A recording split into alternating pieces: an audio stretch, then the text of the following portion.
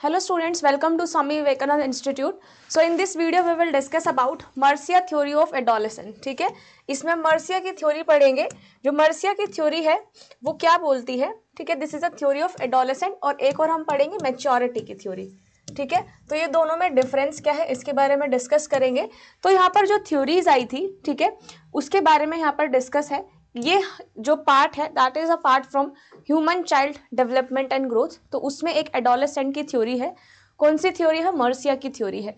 तो मर्सिया ने क्या बोला था, यहाँ पर एरिक्सन की जो थ्योरी आई थी, ठीक है, यहाँ पर जो एरिक्सन की थ्योरी थी उसी को ही एक्सपेंड किया था मर्सिया ने.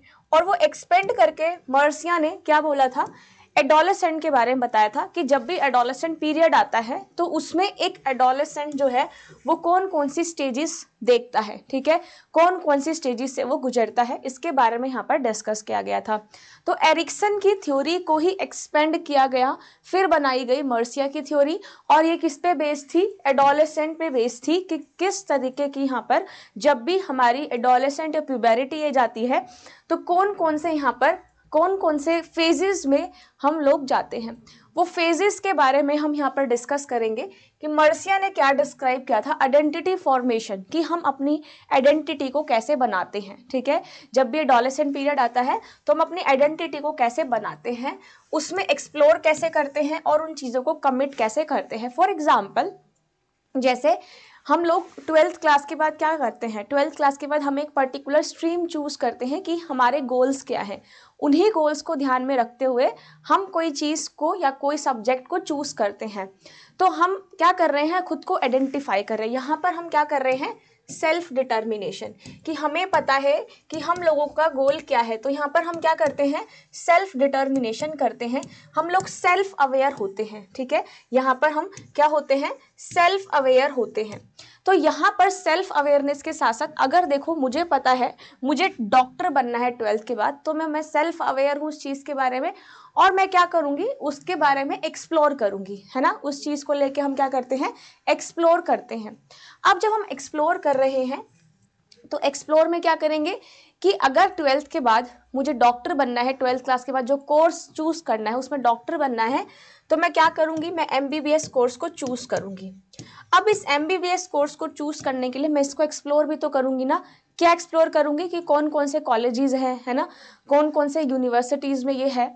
तो यहाँ पर मर्सिया ने बताया कि जब हम एक एडोलेसेंट पीरियड में आते हैं या ड्यूरिंग द एडोलेसेंट पीरियड, तो उसमें हम क्या देखते हैं कि हम किस तरीके से अपने आप की आइडेंटिटी बना रहे हैं, किस तरीके से हम अपनी आइडेंटिटी को अचीव कर रहे हैं, किस तरीके से हम एक्सप्लोर कर रहे हैं और किस तरीके से हम कमिटमेंट किसी भी एक टास्क को दे रहे हैं. ठीक है, तो इसमें हमारी सेल्फ डिटर्मिनेशन के साथ जो टास्क हैं, ठीक है, कि जो गोल हैं, जो टास्क हैं, उनको हम कैसे कंप्लीट कर रहे हैं, वही बताया मर्सिया ने, जो कि एरिक्सन की थ्योरी को एक्सपेंड किया गया था. ठीक है, एरिक्सन की थ्योरी क्या थी, उन्होंने यहाँ पर 8 स्टेजेस दी थी कि किस तरीके से एक ह्यूमन चाइल्ड जो है, जो बच्चा है, वो कैसे ग्रो करता है from the birth to the old age, और कौन कौन सी स्टेजेस में वो पास होता है, कौन कौन सी लाइफ की ये सारी फेज होती है.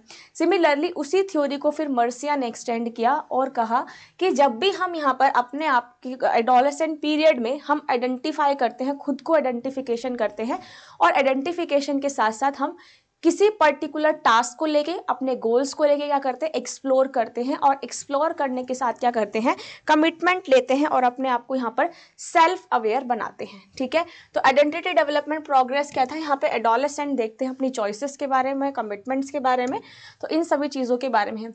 अब ये 4 चीज़ है, ठीक है, जो आपको ध्यान में रखनी है. सबसे पहला आइडेंटिटी फोरक्लोजर, फिर identity moratorium, third is identity diffusion and fourth is identity achievement. अब आप इनको कैसे लर्न करोगे. ठीक है, सबसे पहले क्या आता है, आइडेंटिटी फोरक्लोजर. ये मर्सिया ने 4 टर्म्स दी थी, जो आपको 4 टर्म्स के बारे में मालूम होना चाहिए.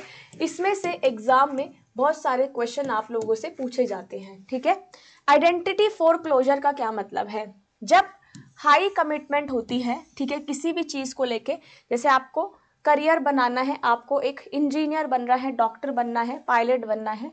ठीक है, अगर मैं इसका एग्जाम्पल दूं आपको, if you want to become a doctor, तो आप क्या करते हो, लोग यहाँ पर हाई कमिटमेंट देते हो कि हमें तो डॉक्टर ही बनना है. तो यहाँ पर हमने क्या करा, हाई कमिटमेंट दे दी. लेकिन इस फोर क्लोजर में क्या होता है, हम एक्सप्लोर कम करते हैं। भाई हमने लंबा लंबा तो फेंक दिया कि हमें डॉक्टर बनना है, हमें ये करना है, लेकिन हमें उस चीज के बारे में पता ही नहीं है क्योंकि हम एक्सप्लोर नहीं कर रहे हैं। तो जहाँ पे हाई कमिटमेंट और लो एक्सप्लोरेशन होता है उसको हम क्या बोलते हैं, आइडेंटिटी फोरक्लोजर। ठीक है, यहाँ पर हाई कमिटमेंट, हम सिर्फ कमिटमेंट कर रहे हैं लेकिन हम उस चीज के लिए मोटिवेटेड ही नहीं है, हम बहुत डीमोटिवेटेड है कि हमने कोई चीज को स्टार्ट नहीं करा है, हम लोग एक्सप्लोर नहीं कर रहे हैं। ठीक है, सिर्फ हवा में फेंक रहे हैं। तो हाई कमिटमेंट है लेकिन एक्सप्लोरेशन क्या है, कम है, हम उस चीज के बारे में एक्सप्लोर नहीं कर रहे हैं, हम अनमोटिवेटेड है। ठीक है, तो this term is known as identity foreclosure. ये मर्सिया ने ही दी थी चारों टर्म। ठीक है, तो आइडेंटिटी फोरक्लोजर। नेक्स्ट यहाँ पे आता है आइडेंटिटी मोरेटोरियम। इस आइडेंटिटी मोरेटोरियम का मतलब क्या है, यहाँ पर देखो हाई कमिटमेंट है, लो एक्सप्लोरेशन है, यहाँ पर इसका ऑपोजिट हो जाता है, लो कमिटमेंट हो जाती है एंड हाई एक्सप्लोरेशन हो जाता है। ठीक है, मतलब आप कमिटमेंट तो नहीं करते हो लेकिन हाँ एक्सप्लोर बहुत सारी नई अपॉर्चुनिटीज के बारे में करते रहते हो। जैसे काफ़ी लोग आपने देखा होगा 12th क्लास करने के बाद उनको पता नहीं रहता कि हमें क्या करना है ना, कि हमें कौन सा सब्जेक्ट फर्दर बैचलर्स के लिए चूज करना है। तो वो लोग क्या करते हैं, कुछ स्टूडेंट्स यहाँ पर कमिटमेंट नहीं करते हैं लेकिन उसको एक्सप्लोर जरूर करते हैं, है ना। उन्होंने कमिटमेंट नहीं किया कि हमें डॉक्टर बनना है, हमें इंजीनियर बनना है, लेकिन उस चीज़ को लेके हम नई नई अपॉर्चुनिटीज़ के बारे में यहाँ पर क्या करते हैं, एक्सप्लोर करते रहते हैं। तो कमिटमेंट नहीं है लेकिन एक्सप्लोरेशन है। तो यहाँ पर लो कमिटमेंट एंड हाई एक्सप्लोरेशन, यहाँ पर ऑपोजिट था, हाई कमिटमेंट लो एक्सप्लोरेशन। मोरेटोरियम में क्या हो जाएगा, लो कमिटमेंट एंड हाई एक्सपेक्टेशंस, या high sorry not expectation, exploration. Clear. Third term is identity diffusion. Identity diffusion का मतलब क्या होता है, जहां पर कमिटमेंट भी लो है और एक्सप्लोरेशन भी कम है। ठीक है, ना तो आप कमिट कर रहे हो ना आप एक्सप्लोर कर रहे हो, तो ना तो आप यहाँ पर अपने करियर की तरफ ध्यान दे रहे हैं, ना ही आप अपने करियर बनाने के लिए मोटिवेटेड है, ना आप एक्सप्लोर कर रहे हो, या फिर आप बहुत सारी चीज़ों से अनअवेयर हो। तो ये क्या बनाता है, आइडेंटिटी डिफ्यूजन। क्लियर। जहाँ पर high commitment low exploration foreclosure, low commitment high exploration moratorium, low commitment low exploration diffusion, and achievement में क्या होता है, हाई कमिटमेंट होती है और हाई एक्सप्लोरेशन होता है। हम कमिटमेंट भी दे देते हैं और उस चीज़ को एक्सप्लोर भी करते हैं, नॉलेज भी गेन करते हैं, उन अपॉर्चुनिटीज़ को भी देखते हैं, उन अपॉर्चुनिटीज़ को भी यूटिलाइज करते हैं।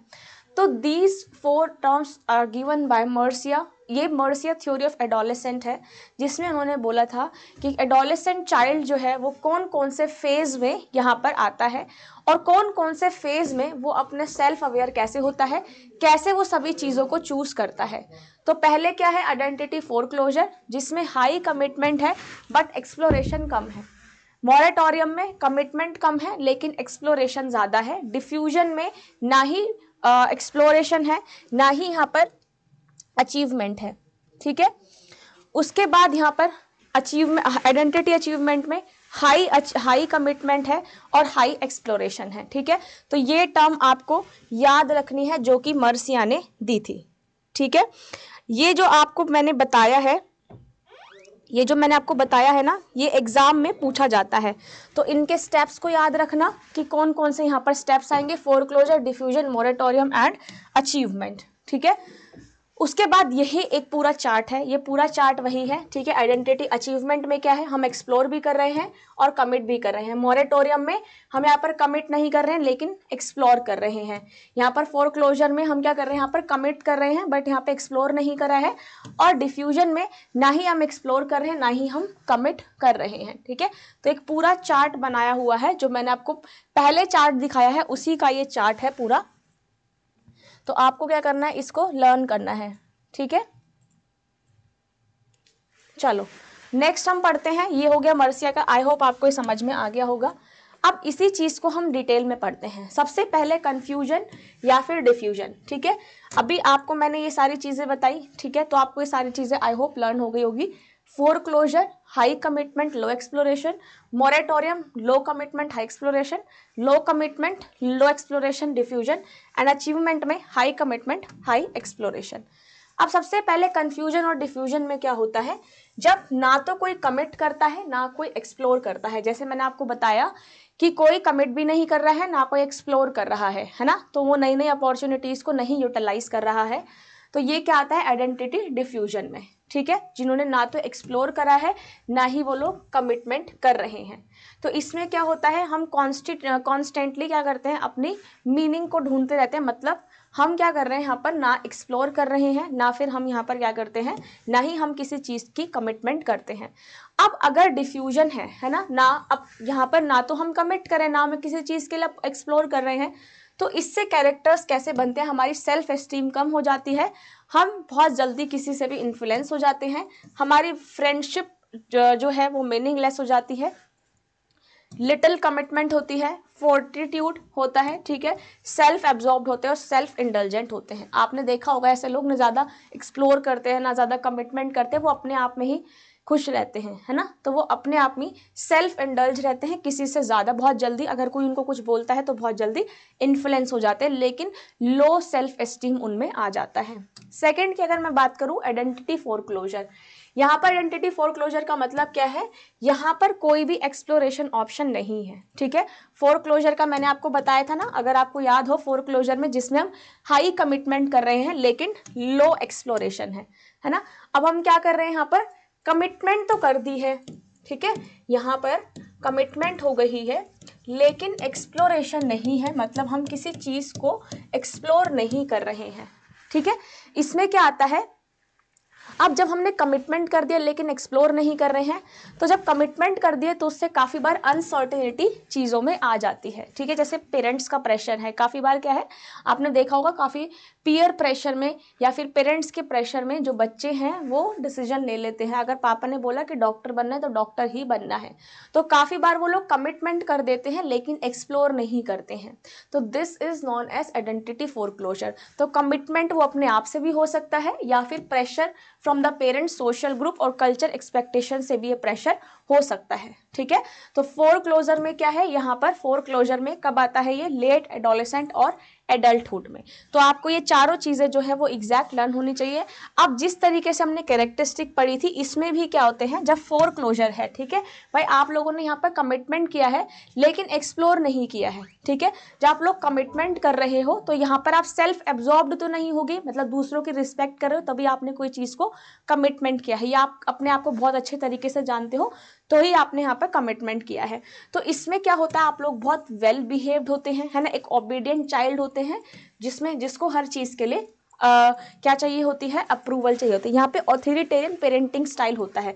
ऑथोरिटेरियन पेरेंटिंग स्टाइल कौन सा होता है, जिसमें पेरेंट्स जो होते हैं बहुत स्ट्रिक्ट होते हैं, है ना, जो रूल बन गया वो बच्चों को फॉलो करना पड़ेगा। तो जो ऑथोरिटेरियन है वो किस में आता है, आइडेंटिटी फोरक्लोजर में, क्योंकि वो बहुत स्ट्रिक्ट पेरेंटिंग होती है कि पेरेंट्स ने रूल बना दिया तो वही रूल्स बच्चों को फॉलो करने पड़ेंगे, उसमें स्ट्रिक्ट पनिशमेंट जो है वो बच्चों को दी जाती है। तो ये किस में आया, फोरक्लोजर में, ठीक है। इसमें अथॉरिटेरियन पेरेंटिंग स्टाइल आती है क्योंकि इसमें कमिटमेंट हाई है, ठीक है, हाई कमिटमेंट है, एक्सप्लोरेशन चाहे हो या फिर नहीं हो, हाई लेवल ऑफ कन्फर्मिटी है, एक्सेप्टेंस है। For example, a doctor family had told his son to become doctor, his son commit but did not explore yet, ठीक है। जैसे मैंने आपको एग्जाम्पल दिया कि एक के पापा ने बोला कि आपको डॉक्टर बनना है तो उसने कमिटमेंट कर दिया because he is very obedient child, बहुत रिस्पेक्ट करता है अपने पेरेंट्स की, उसके घर में ऑथोरिटेरियन पेरेंटिंग स्टाइल चलनी पेरेंट्स की है, लेकिन कमिटमेंट क्या है, लेकिन उसने एक्सप्लोर नहीं करा है। So this is identity foreclosure. Now next coming to the moratorium. Moratorium क्या होता है, यहाँ पर हम लोग एक्सप्लोर करते हैं लेकिन कमिटमेंट नहीं करते हैं, ठीक है। यहाँ पर एक्सप्लोरेशन ज्यादा होता है, यहाँ पर हाई एक्सप्लोरेशन बट कमिटमेंट क्या होता है, लो, ठीक है। यहाँ पर कमिटमेंट कैसी जाएगी, लो कमिटमेंट होती है। तो यहाँ पर इसमें क्या होता है, इस स्टेट में जब आपने एक्सप्लोर किया है, कमिट नहीं किया है, तो यहाँ पर एक एंग्जियस और इमोशनल पीरियड आता है, ठीक है। कोई चीज़ की गारंटी नहीं ली जाती, बहुत सारे क्वेश्चन होते हैं, बहुत सारे, जैसे आप एक्सप्लोर कर रहे हो तो आपके पास क्वेश्चन बहुत ज़्यादा है लेकिन आंसर्स उनके बहुत कम होते हैं, ठीक है। तो इस मोरेटोरियम पीरियड में क्या होता है, यहाँ पर कैसा बिहेव बन जाता है, अनकोऑपरेटिव हो जाते हैं हम, ठीक है। हम प्रॉब्लम्स के साथ डील करना अवॉइड करते हैं क्योंकि कमिटमेंट तो देनी नहीं है ना, एक्सपीरियंस हमारा इसमें लो सेल्फ एस्टीम चला जाता है, क्योंकि हम सिर्फ एक्सप्लोर कर रहे हैं, आपको कोई चीज़ समझ नहीं आ रही है, आप बस अपॉर्चुनिटीज़ देख रहे हो, उन अपॉर्चुनिटीज़ का यूटिलाइज नहीं कर रहे हो क्योंकि आपको वो चीज़ें समझ ही नहीं आ रही है। तो इस केस में कहो क्या होगा, मॉरेटोरियम, क्योंकि आपका इसमें सेल्फ एस्टीम कम चला जाता है। जैसे आप जब जॉब स्विच के लिए देखते हो तो आप बहुत सारी चीज़ों को एक्सप्लोर करते हो, तो उससे क्या होता है, आपका सेल्फ एस्टीम लो हो जाता है कि आपको कोई अपॉर्चुनिटी नहीं मिल रही है, सिर्फ आप एक्सप्लोर कर रहे हो, कमिट नहीं कर रहे हो ना, या फिर आपको कोई चीज़ पसंद नहीं आ रही है तो आपने उस चीज़ को कमिटमेंट नहीं दी है, तो इससे सेल्फ एस्टीम कम हो जाता है, एंग्जियस फील होता है, और हम बहुत ही ज़्यादा अपने डिसीजंस को लेके अनसर्टेन हो जाते हैं, बहुत अनसर्टेनिटी लाइफ में आ जाती है। तो this is identity moratorium. Next यहाँ पे आता है आइडेंटिटी अचीवमेंट। ठीक है, यहाँ पर एक्सप्लोरेशन भी होता है और कमिटमेंट भी होती है, लेकिन ये प्रोसेस जो होती है बहुत लंबी प्रोसेस होती है। ठीक है, क्यों, इसमें क्योंकि हम एक्सप्लोर भी कर रहे हैं और एक्सप्लोर के साथ साथ हम कमिटमेंट भी कर रहे हैं।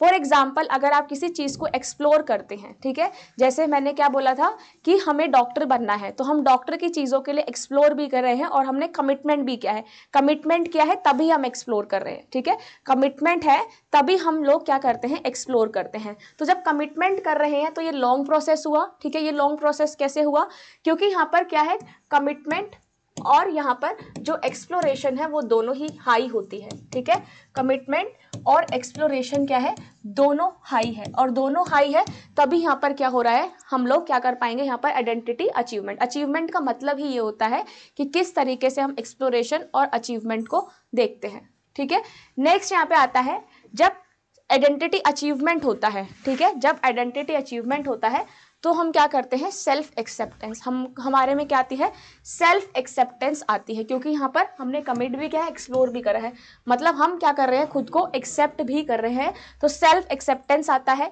स्टेबल सेल्फ डेफिनेशन होती है एंड कमिटेड होते हैं, हम किसी भी काम को लेके कमिटमेंट करते हैं। जब कमिटमेंट कर रहे हैं तो हमारे पास क्या है, यहाँ पर एक्सप्लोरेशन भी है, और इसी कमिटमेंट और एक्सप्लोरेशन की वजह से हमारा यहाँ पर सेल्फ एस्टीम बहुत हाई होता है, और इस सेल्फ एस्टीम हाई होने के साथ साथ ये प्रोसेस कैसे बन जाती है, एक लॉन्ग प्रोसेस बन जाती है। ठीक है, नेक्स्ट यहाँ पे आते हैं Cohen developmental stage of maturity. अब हम मैच्योरिटी डेवलपमेंट स्टेज की बात करते हैं, अभी हमने एडोलेसेंट की बात की है, अब हम यहाँ पे मैच्योरिटी स्टेज की बात करते हैं। ठीक है, अब ये मैच्योरिटी स्टेज में क्या आता है, तो जब भी हम बात करते हैं गाइज यहाँ पे मैच्योरिटी स्टेज की, ये किसने दी थी, ये दी थी कोहेन्स डेवलपमेंट स्टेज ऑफ मैच्योरिटी। कोहेन्स ने ये स्टेज दी थी, इसमें एडोलेसेंट की नहीं, इसमें एडल्ट्स की बात की गई थी। ठीक है, कि यहाँ पे एडल्ट की क्या बात की गई थी कि यहाँ पर जैसे जैसे एजिंग होती है उस तरीके से हमें क्या क्या चीज़, कौन कौन से फेज देखने पड़ते हैं। तो यहाँ पे 4 फेज आते हैं, ये जो 4 फेज है इसका एग्जाम में क्वेश्चन पूछा जाता है, और एग्जाम में क्वेश्चन कैसे आता है, इनके स्टेप्स को अरेंज करना एग्जाम में पूछा जाता है कि 4 फेज कौन कौन से आते हैं Cohen developmental maturity of stages. सबसे पहला आता है मिड लाइफ रीवैल्यूएशन, फिर आता है लिबरेशन, फिर समिंग अप एंड लास्ट में इनकोर। ठीक है, क्या है ये, एडल्ट की डेवलपमेंटल स्टेजेस की, यहाँ पर जब भी ये एडल्ट की फेजेस कौन कौन से आते हैं लाइफ में उसके बारे में कोहेन ने एक डेवलपमेंटल फेजेस के बारे में बताया। जो सबसे फर्स्ट फेज है that is mid life re evaluation, जो कि कब आता है, mid 30s to mid 60s। ठीक है, मिड लाइफ री इवेल्युएशन का मतलब क्या है, यहाँ पर हम क्राइसिस बहुत सारे देखते हैं। ठीक है, इसमें हम क्या देखते हैं, it involve searching for truth and meaning. ठीक है, सच और मीनिंग इसमें हम देखते रहते हैं, जैसे where I have been, where am I now, where am I going, people in this phase commonly confront their morality। यहाँ पर वो अपने morality पे ज़्यादा फोकस करते हैं, मिड लाइफ ये होता है। ठीक है, यहाँ पर लेस इम्पल्सिव हो जाते हैं, हम ज़्यादा चीज़ों को लेके सोचने लगते हैं, ज़्यादा अपने काम में बिजी हो जाते हैं, और यहाँ पर जो इंट्यूटिव फीलिंग्स है उनके बारे में बहुत जल्दी अवेयर हो जाते हैं। ठीक है, तो ये आता है phase 1 of adulthood. Second phase आता है लिबरेशन, जो कि आता है late 50s into the 70s, liberation period बोलते हैं। इसमें हम क्या करते हैं, एक्सपेरिमेंट करते हैं और बहुत सारी चीज़ों को इनोवेट करते हैं। ठीक है, ब्रेन में न्यूरॉन्स ग्रो होते हैं, डेंड्राइट्स की जो हाई डेंसिटी, डेंड्राइट्स कौन सा होता है, जो ये आउटर पार्ट होता है न्यूरॉन सेल का।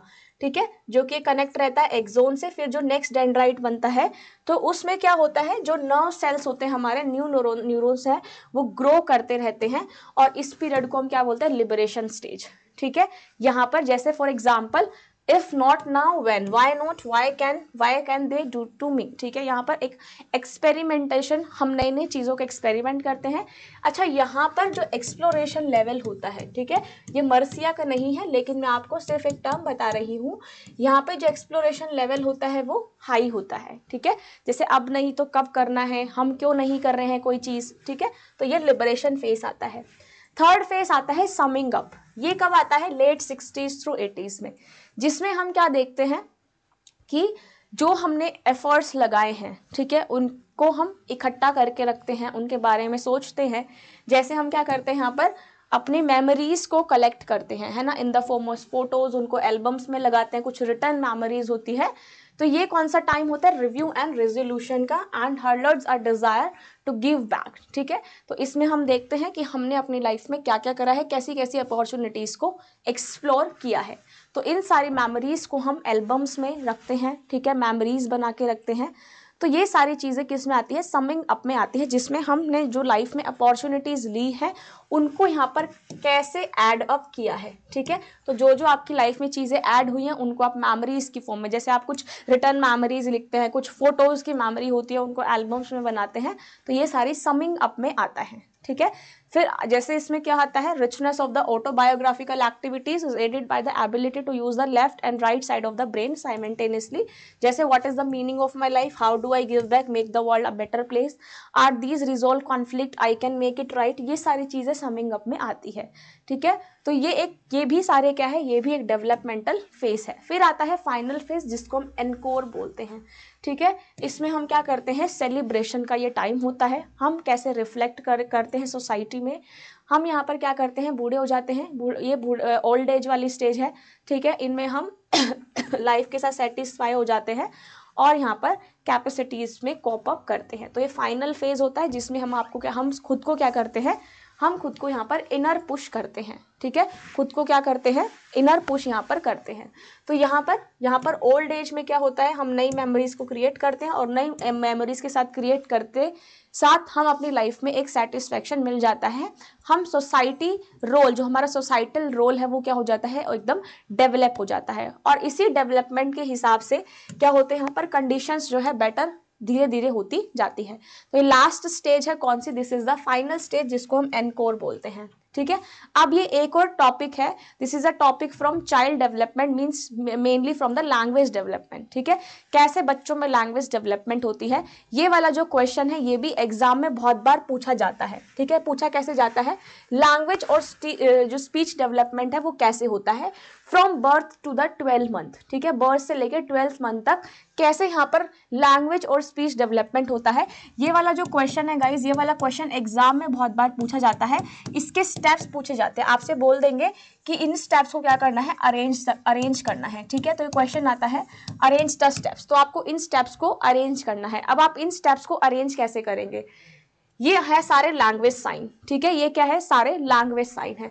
सबसे पहला आता है प्री टॉकिंग स्टेज। ठीक है, ये आपको पूरा मैंने आपको मंथ्स बता रखे हैं। ठीक है, कौन कौन से यहाँ पर मंथ्स है, कौन कौन से यहाँ पर स्टेजेस आते हैं। ठीक है, अब हम यहाँ पर एक बार स्टेजेस देख लेंगे। सबसे फर्स्ट जो स्टेज आती है वो आती है प्री टॉकिंग स्टेज, जिसमें सबसे पहले बच्चा क्या करता है? कूइंग करना सीखता है। अब मैं आपको एक डिफरेंस बता देती हूँ।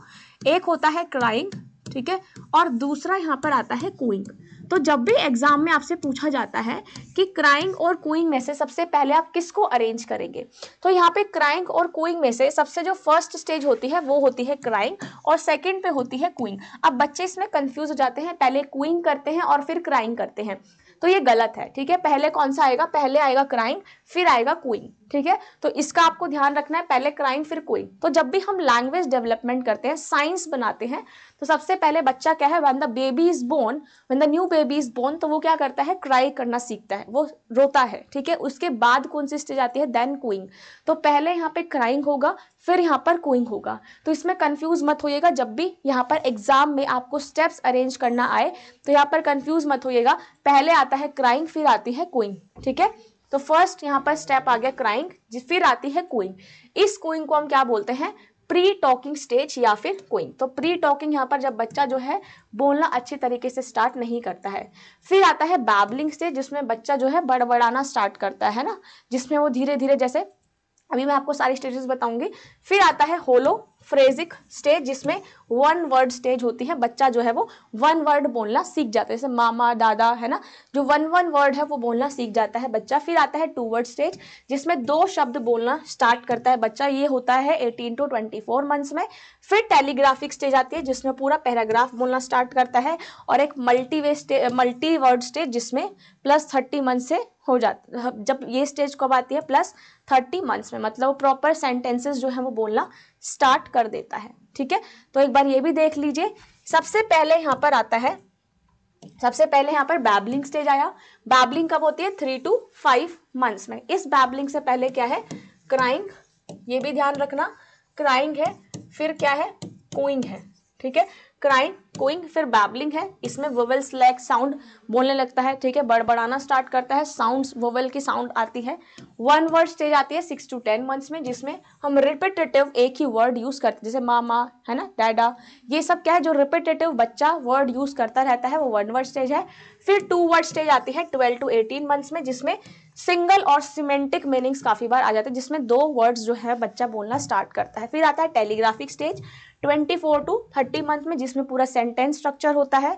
फिर आता है लास्ट में 30+ मंथ में मल्टी वर्ड स्टेज, जिसमें ग्रामर और फंक्शनल या फिर पूरा पैराग्राफ जो है बच्चा बोलना सीख जाता है। ठीक है, ये देखो सबसे पहले क्राइंग, ठीक है, जिसमें वो एक्सप्रेस क्या करता है, रोने से सिर्फ क्या तो भूखा है या फिर उसको पेन हो रहा है ना।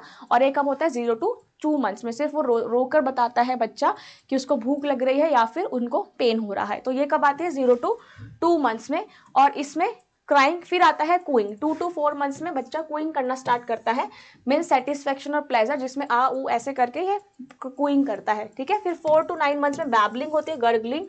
अब बैबलिंग में क्या है, जैसे गागा मामा ये सब क्या है 4 to 9 मंथ्स में होता है।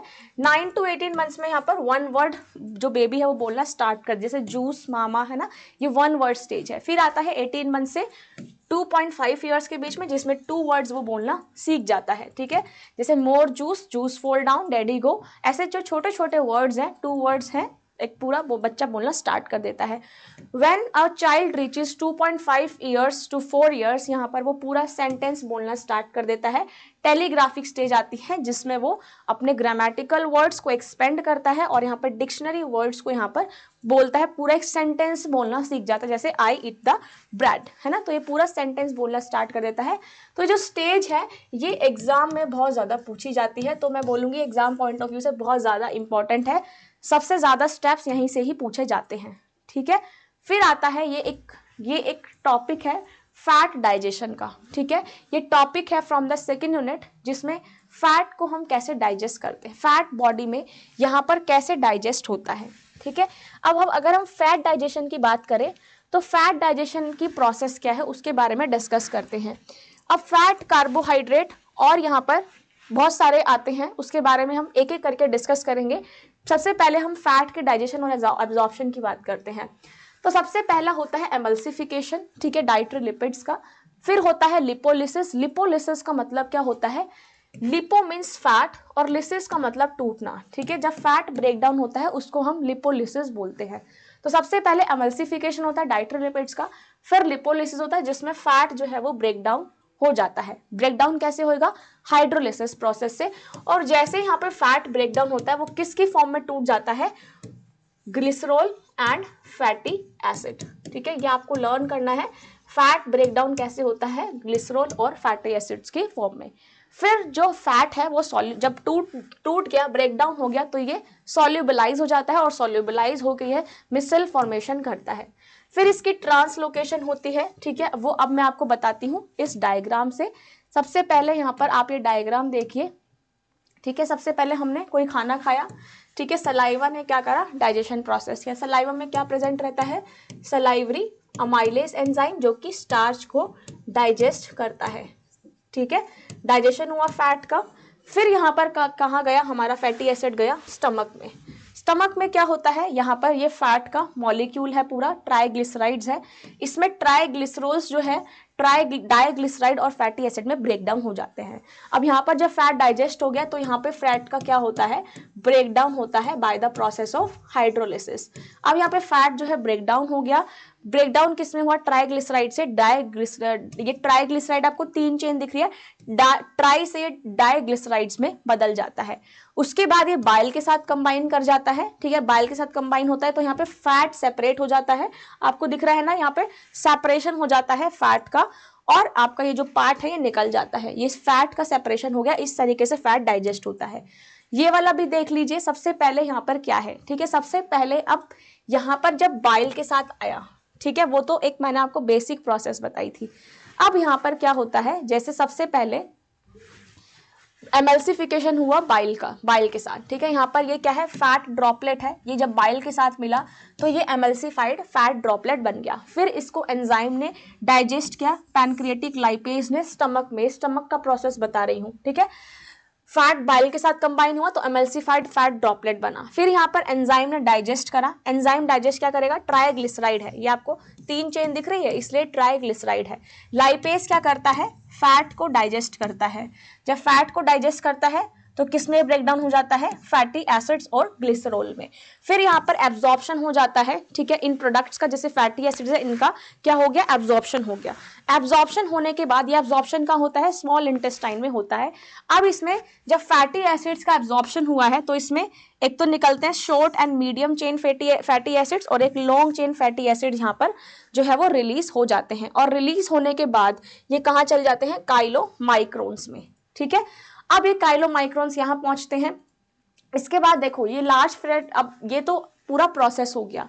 अब यहाँ पर मैं आपको डायग्राम से दिखाती हूँ, ये लार्ज फैट ड्रॉपलेट से एमल्सिफाई हुए, एमल्सिफाइड फैट ड्रॉपलेट्स बने, ये एमल्शंस बने, ठीक है। एमल्शंस के बाद क्या बनेगा यहाँ पर, जब यहाँ पर एंजाइम जो है लाइपेज वो डाइजेस्ट कर लेगा फैट को, तो यहाँ पर क्या बन जाएंगे, मिसल फॉर्मेशन बन जाएगी, और जो मिसल फॉर्मेशन है कहाँ जाएगा, ये पूरा सेल का पार्ट है, ठीक है, ये गोल्जी बॉडीज हैं।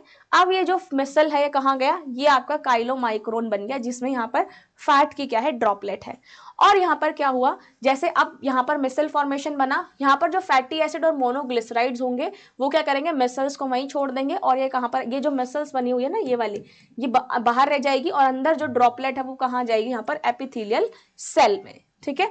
उसके बाद फैटी एसिड्स जो होंगे वो क्या बनाएंगे, यहाँ पर ट्राइग्लिसराइड, है ना, 3 में कन्वर्ट हो गए, ट्राइग्लिसराइड बन गया। उसके बाद जो फैटी ग्लोब्यूल्स है वो कंबाइन हो जाएंगे प्रोटीन के साथ, और क्या बनाएंगे यहाँ पे, ये पूरा काइलोमाइक्रोन का स्ट्रक्चर यहाँ पे बन जाएगा, जो कि गोल्जी अपैरेटस के अंदर बनता है। ये जो काइलोमाइक्रोन्स बनेंगे फिर यहाँ पे एपिथेलियल सेल से बाहर आ जाएंगे, और ये किस में ट्रांसपोर्ट हो जाएंगे, ब्लड कैपिलरीज में, ठीक है, ब्लड कैपिलरीज में क्या हो जाते हैं, ट्रांसपोर्ट हो जाते हैं। सो this is a basic process of fat digestion, जो कि आपको क्या करना है, लर्न करना है, ठीक है। इसमें मैं आपको बता देती हूँ स्टेप्स। सबसे पहले क्या होता है, डाइजेशन होता है किसका, फैट का स्मॉल इंटेस्टाइन में, जहां पर फैट का कंप्लीट डाइजेशन होता है। यहाँ पे स्मॉल इंटेस्टाइन वो प्लेस है जहां पर कंप्लीट डाइजेशन और एब्जॉर्प्शन होता है, ठीक है। लार्ज ग्लोब्यूल्स पहुंचते हैं, फिर बाइल के साथ कंबाइन करके वो क्या करते हैं, फैट को एमल्सिफाई कर देते हैं, एमल्सिफाइड ड्रॉपलेट्स वहां से निकलती हैं, ठीक है। बाइल का क्या रोल है मैंने आपको बता दिया, बाइल सॉल्ट कहां से निकलते हैं, लिवर से, जो कि फैट को एमल्सिफिकेशन में हेल्प यहाँ पर करता है। पैनक्रियाटिक जूसेस क्या करता है, पैनक्रियास से पैनक्रियाटिक लाइपेज निकलता है, जो कि फैट की डाइजेशन में मदद करता है, उनको ब्रेक डाउन करता है स्मॉल मॉलिक्यूल्स में। फिर जब फैट ब्रेक डाउन हो जाते हैं तो वो फैटी एसिड और ग्लिसरॉल में कन्वर्ट हो जाते हैं। ये जो फैटी एसिड और ग्लिसरॉल है वो फिर बॉडी एब्जॉर्ब कर लेती है, और बॉडी एब्जॉर्ब करने के बाद वहां पर काइलोमाइक्रोन्स की फॉर्म में ब्लड लिम्फ में या ब्लड वेसल्स में वो ट्रांसपोर्ट हो जाते हैं, ठीक है। तो ये पूरा डायग्राम था फैट एब्जॉर्प्शन का। अब एक क्वेश्चन आता है आपके एग्जाम में, अरेंजमेंट ऑफ फैटी एसिड। आप फैटी एसिड्स की अरेंजमेंट कैसे करेंगे, ये जो हम फैटी एसिड की अरेंजमेंट करते हैं वो हम उनके स्ट्रक्चर कंपोनेंट के बेस पे करते हैं कि उनका स्ट्रक्चर क्या है, ठीक है। उसमें हम स्ट्रक्चर में कार्बन एटम्स देखते हैं, ब्रांच है, अनब्रांच है, और देखते हैं कि कार्बन टू कार्बन कितने बॉन्ड्स है, डबल बॉन्ड है, ट्रिपल बॉन्ड है। तो मेनली जब भी हम फैटी एसिड्स को अरेंज करते हैं तो हम हमेशा अरेंजमेंट उनका स्ट्रक्चर के बेस पे करते हैं, ठीक है। तो अब आपको क्वेश्चन कैसे आता है, देखो जो सैचुरेटेड फैटी एसिड्स है, जो बुरे वाले फैट होते हैं, है ना, सैचुरेटेड फैटी एसिड, उसमें कार्बन कार्बन डबल बॉन्ड नहीं होते हैं, जबकि मोनो अनसैचुरेटेड फैटी एसिड्स में यहाँ पर कार्बन कार्बन के बीच में यहाँ पर क्या होता है, एक बॉन्ड होता है, ठीक है, एक डबल बॉन्ड होता है। ऐसे आपका कौन सा मोनो अनसैचुरेटेड में। पॉली अनसैचुरेटेड फैटी एसिड में क्या होता है, यहाँ पर कार्बन कार्बन के बीच में 2 या 2 से ज्यादा, जैसे ट्रिपल बॉन्ड भी आ सकता है। तो अब यहाँ पर आपको देखना है कि किस तरीके से हमें अरेंज करना है। ये भी याद रखना है कि पॉली अनसैचुरेटेड में 2 फैटी एसिड आते हैं, एक लिनोलिक और एक लिनोलेनिक, ठीक है। ये एसेंशियल फैटी एसिड्स हैं जो कि हमें डाइट से मिलते हैं, बॉडी के लिए बहुत ज्यादा अच्छा यहाँ पर रहता है। अब आपको लर्न क्या करना है, ये टेबल से क्वेश्चन आता है कि आपको फैटी एसिड्स को अरेंज करना है। अब आप फैटी एसिड्स को तभी अरेंज कर पाओगे जब आपको उनका स्ट्रक्चर मालूम होगा, है ना, स्ट्रक्चरल फॉर्मूला याद होगा। लॉरिक एसिड है, इसका C11H23 COOH है। कंडेंस्ड फॉर्मूला ये है, इसका मेल्टिंग पॉइंट इतना है और सोर्स क्या है, पाम कर्नल ऑयल। तो आपको ये वाला अरेंजमेंट पूछा जाता है, ठीक है। अब ये आपको लर्न करना पड़ेगा, इनका केमिकल फॉर्मूला आपको लर्न करना पड़ेगा, स्ट्रक्चरल फॉर्मूला। जैसे C11 है, 13 है, फिर 15 है, 15 17 17 C17 17 और 19, ये आपको ऐसे ही लर्न करना पड़ेगा, इसका कोई भी एज सच ट्रिक नहीं है, ठीक है।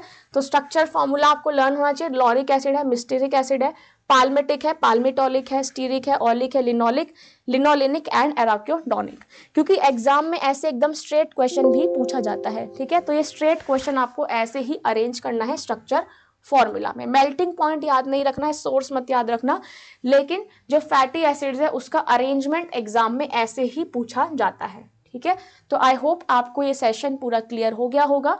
मैंने आपको थ्योरी करा दी है एडल्ट की और एडोलेसेंट की, जो एग्जाम में पूछी जाती है, और एग्जाम में फैट का डाइजेशन पूछा जाता है, साथ साथ फैट के डाइजेशन का स्टेप्स पूछे जाते हैं, ठीक है। जो हमने फैट का डाइजेशन पढ़ा है उसके स्टेप्स पूछे जाते हैं, और इसका अरेंजमेंट फैटी एसिड्स का पूछा जाता है कि फैटी एसिड्स को हम अरेंज कैसे करते हैं।